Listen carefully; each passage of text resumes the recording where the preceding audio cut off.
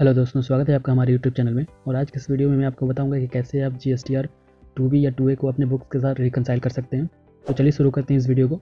Video शुरू करने से पहले अगर चैनल पर नए हैं तो चैनल को सब्सक्राइब कर लीजिए और बेल आइकन को दबा दीजिए, जिससे कि लेटेस्ट नोटिफिकेशन आपको मिल सके जब भी मैं नया वीडियो अपलोड करूँ। तो चलिए शुरू करते हैं इस वीडियो को। यहाँ पर हम GST पोर्टल पर आ चुके हैं और यहाँ पर हम सीधे रिटर्न डैशबोर्ड में चलते हैं। यहाँ सर्विसेज पर रिटर्न पर जाकर यहाँ रिटर्न डैशबोर्ड पर क्लिक करते हैं। आप यहाँ नीचे क्लिक करके भी डायरेक्ट रिटर्न डैशबोर्ड पर जा सकते हैं। यहाँ से हम पीरियड चूज़ कर लेते हैं कि आपको किस मंथ का या किस क्वार्टर का आपको डेटा को रिकनसाइल करना है। तो हमारे केस में फर्स्ट क्वार्टर है, तो हम फर्स्ट क्वार्टर यहाँ पर पीरियड जून को सिलेक्ट करके सर्च करते हैं। तो यहाँ पर आप देख सकते हैं कि हमारा GSTR 1 और GSTR 3 भी ऑलरेडी फाइल्ड है। जब भी आप 2A या 2B के ITC को अपने बुक से रिकनसाइल करें तो आप 3B के रिटर्न फाइल होने से पहले रिकनसाइल करें। अगर आप मंथली रिटर्न को फाइल करते हैं तो हर महीने के 11 तारीख के बाद यानी 12 तारीख को आपका ITC रिफ्लेक्ट होगा। अगर आप क्वार्टरली रिटर्न फाइल करते हैं तो हर महीने के 13 तारीख के बाद यानी 14 तारीख को आपका ITC रिफ्लेक्ट होगा।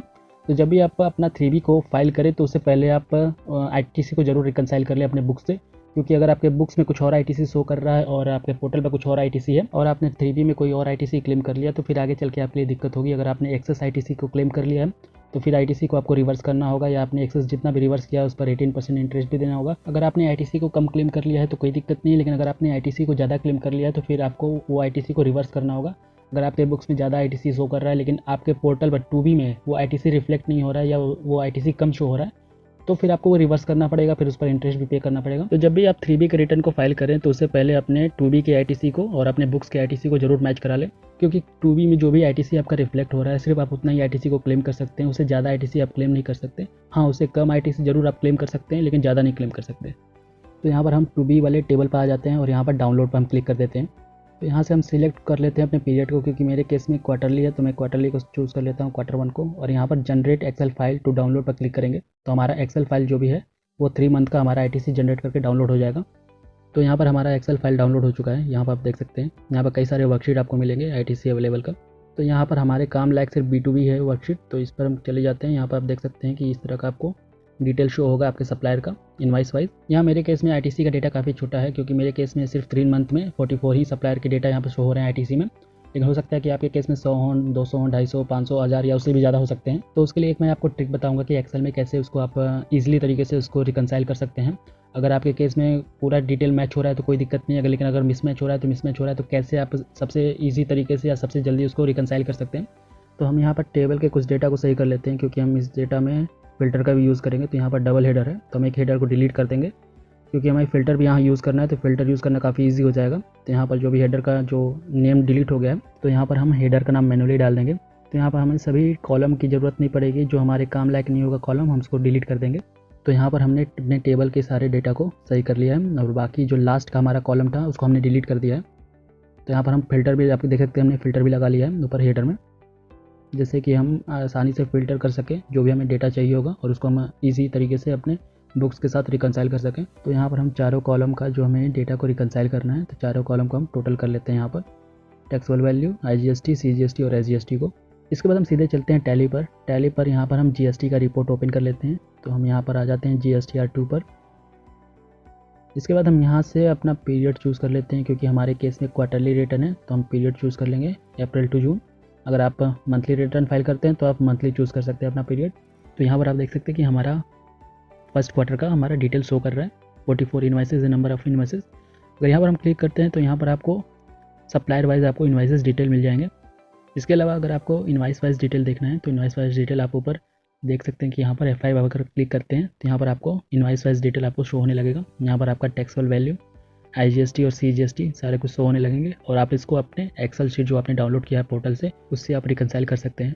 तो हमारे बुक्स में जो हमारा टैक्सेबल वैल्यू शो हो रहा है 48,12,643, जिसको हम एक्सेल में चेक कर लेते हैं। तो हम एक्सेल में आ जाते हैं और टैक्सेबल वैल्यू का जो हमने टोटल किया था यहाँ पर आप देख सकते हैं कि हमारा जो टैक्सेबल वैल्यू है बुक्स से और पोर्टल से मैच हो रहा है।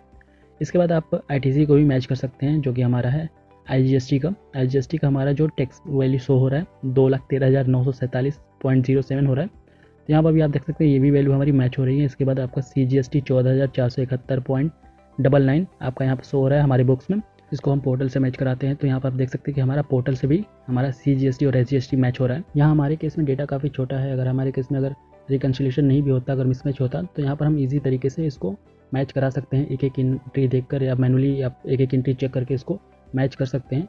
लेकिन अगर आपके केस में ज़्यादा इन्वाइसेस हैं, मान लीजिए 200, 250, 500, 1000 से ज़्यादा इन्वाइसेस है, तो एक एक एंट्री करके चेक करना काफ़ी ज़्यादा आपके लिए लेंदी हो जाएगा और उसमें काफ़ी ज़्यादा टाइम भी लगेगा। तो यहाँ पर एक तो तरीका ये है कि आप एक्सेल में फ़िल्टर लगा के आप डेटा को काफ़ी ज़्यादा ईजी तरीके से आप इसको रिकनसाइल कर सकते हैं।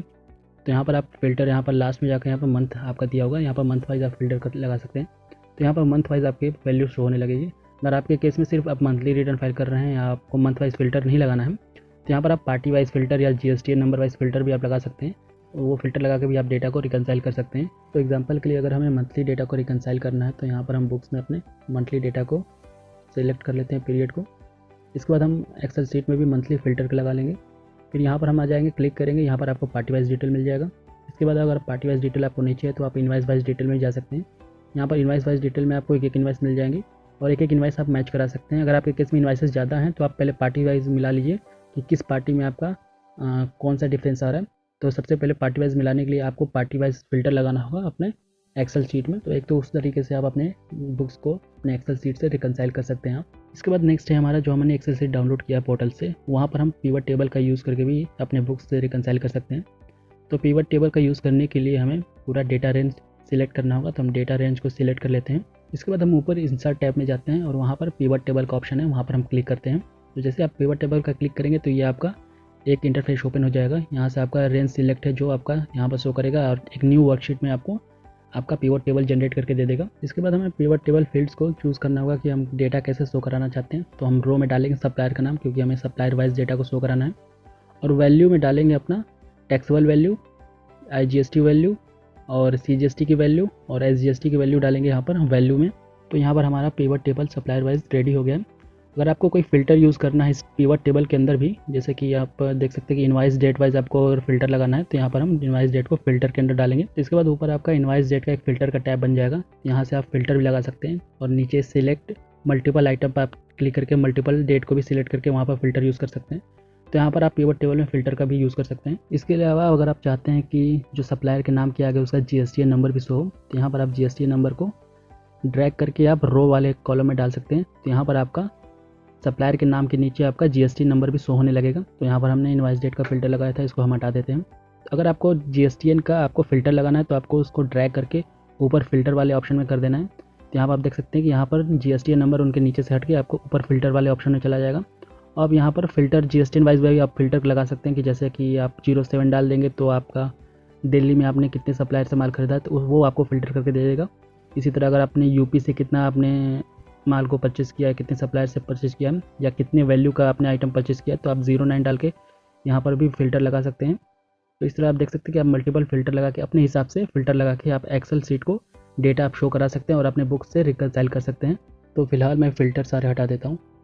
फ़िल्टर हटाने के बाद आपका सारा डिटेल आप देख सकते हैं सप्लायर वाइज आपको शो होने लगेगा। तो आपको किसी भी सप्लायर का ITC में डिफरेंस आ रहा है तो आप पहले सप्लायर वाइज मैच करा लीजिए। एग्जांपल के तौर पर मान लीजिए किसी एक सप्लायर का आपका ITC मैच नहीं हो रहा है, मान लीजिए ये सप्लायर का ITC मैच नहीं हो रहा है, तो इसके वैल्यू पर डबल क्लिक करते ही आपको यहाँ पर नई वर्कशीट में इनवाइस के डिटेल को जनरेट करके दे देगा कि आपके उस सप्लायर द्वारा कितने इनवाइसेज हैं। वो आप इनवाइसेज को चेक करके अपने बुक से मैच करा सकते हैं। या आपको किसी भी सप्लायर के ITC में डिफरेंस नज़र आ रहा है तो यहाँ पर आप पिवट टेबल पर क्लिक करने के बजाय आप जो आपका मेन शीट है उस मेन शीट पर जाके भी आप यहाँ पर सप्लायर को फ़िल्टर लगा के वहाँ से आप देख सकते हैं और इनवाइस वाइज वैल्यू को मैच करा सकते हैं अपने बुक से। तो यहाँ पर हम एग्जांपल के तौर पे एक और सप्लायर को ले लेते हैं। यहाँ पर नीचे वाला इसकी वैल्यू ज़्यादा लग रही है तो इसकी वैल्यू भी अगर मैच नहीं हो रही है ITC, तो यहाँ पर हम डबल क्लिक करेंगे और आपको एक नई वर्कशीट जनरेट करके दे देगा इनवाइस वाइज कि उस सप्लायर से हमने कितना इनवाइस हमने लिया है उस क्वार्टर में या उस मंथ में। तो यहाँ पर आप इनवाइस वाइज डिटेल को मैच करा सकते हैं अपने बुक्स से। इसके बाद हम टैली पर आ जाते हैं। टैली पर यहाँ पर हम सप्लायर वाइज डिटेल को देख लेते हैं और यहाँ पर उसको हम सप्लायर को चूज़ कर लेते हैं और वहाँ पर क्लिक कर लेते हैं। क्लिक करने के बाद वहाँ पर भी टैली में आपको इनवाइस वाइज डिटेल आपको मिल जाएगा सिर्फ उस सप्लायर का और यहाँ पर आप उसको मैच करा सकते हैं। तो यहाँ पर देख सकते हैं जैसे कि टैक्सेबल वैल्यू हमारी मैच हो रही है उस सप्लायर की, यहाँ तक कि हमारा CGST और SGST की वैल्यू भी हमारी मैच हो रही है। तो यहाँ पर हमारे केस में क्योंकि डेटा काफ़ी छोटा था तो ईजी तरीके से मैच हो गया। लेकिन अगर आपके केस में डेटा काफ़ी ज़्यादा हैवी है, काफ़ी ज़्यादा बड़ा डेटा है, तो वहाँ पर आपको मैच कराने के लिए आप इस ट्रिक का यूज़ कर सकते हैं। काफ़ी यूज़फुल रहेगा आपके लिए। इससे पहले मैंने भी कई बड़े सारे डेटा को मैंने रिकनसाइल किया है, तो मैं इसी ट्रिक को इसी तरीके से मैं रिकनसाइल करता हूँ। ये काफ़ी ज़्यादा ईजी होता है मेरे लिए, इसमें मुझे ज़्यादा टाइम भी नहीं लगता और ज़्यादा अच्छी तरीके ईजी तरीके से मैं रिकनसाइल कर लेता हूँ। अगर आपकी एक्सेल अच्छी है तो एक और तरीके से आप इसको रिकनसाइल कर सकते हैं। अगर आपके केस में काफ़ी ज़्यादा लार्ज डेटा है तो आप टैली में जहाँ पर आपको आईटीसी क्लेम करना है उस सारे डेटा को आप एक्सेल में एक्सपोर्ट कर दीजिए और फिर वी लुकअप का यूज़ करके आप इसको रिकनसाइल कर सकते हैं, मैच करा सकते हैं और देख सकते हैं कि कहाँ आपका डिफरेंस आ रहा है, कहाँ गड़बड़ हो रहा है। तो फिर आप अपने बुक्स में टैली में उसको सही कर सकते हैं। तो ये भी एक तरीका है, लेकिन ये काफ़ी ज़्यादा लेंदी हो जाता है, काफ़ी ज़्यादा ये थोड़ा एडवांस रहता है कि अगर अच्छी तरह से एक्सेल की नॉलेज नहीं है, वी लुकअप का नॉलेज नहीं है, तो आप इसको यूज़ नहीं कर सकते। तो इस वीडियो में मैंने आपको बताया कि कैसे आप एक्सेल में कुछ फंक्शन या फीचर्स को यूज़ करके आप इजी तरीके से अपने बुक्स को रिकनसाइल कर सकते हैं। तो फिलहाल इस वीडियो में इतना ही। अगर आपको वीडियो इन्फॉर्मेटिव लगा हो तो वीडियो को ज़्यादा से ज़्यादा लाइक कीजिए, ज़्यादा से ज़्यादा शेयर कीजिए और इसको वीडियो में कमेंट भी कीजिए अगर आपको वीडियो से रिलेटेड कोई डाउट हो या ना हो तो भी, क्योंकि इस वीडियो को ज़्यादा से ज़्यादा लाइक शेयर या कमेंट करने से वीडियो की एंगेजमेंट बढ़ेगी और वीडियो ज़्यादा से ज़्यादा लोगों को सजेस्ट होगा, यूट्यूब करेगा। तो मेरी आपसे रिक्वेस्ट है कि वीडियो को ज़्यादा से ज़्यादा आप लाइक कीजिए। साथ ही आपसे एक और रिक्वेस्ट होगा कि अगर अपने चैनल को सब्सक्राइब नहीं किया है तो चैनल को सब्सक्राइब करके हमें सपोर्ट कर सकते हैं आप। तो हमारे चैनल को सब्सक्राइब कर लीजिए और बेल आइकन को दबा दीजिए जिससे कि लेटेस्ट नोटिफिकेशन आपको मिले जब भी मैं नया वीडियो अपलोड करूँ। मिलते हैं आपसे नेक्स्ट वीडियो में नेक्स्ट टॉपिक के साथ, तब तक के लिए जय।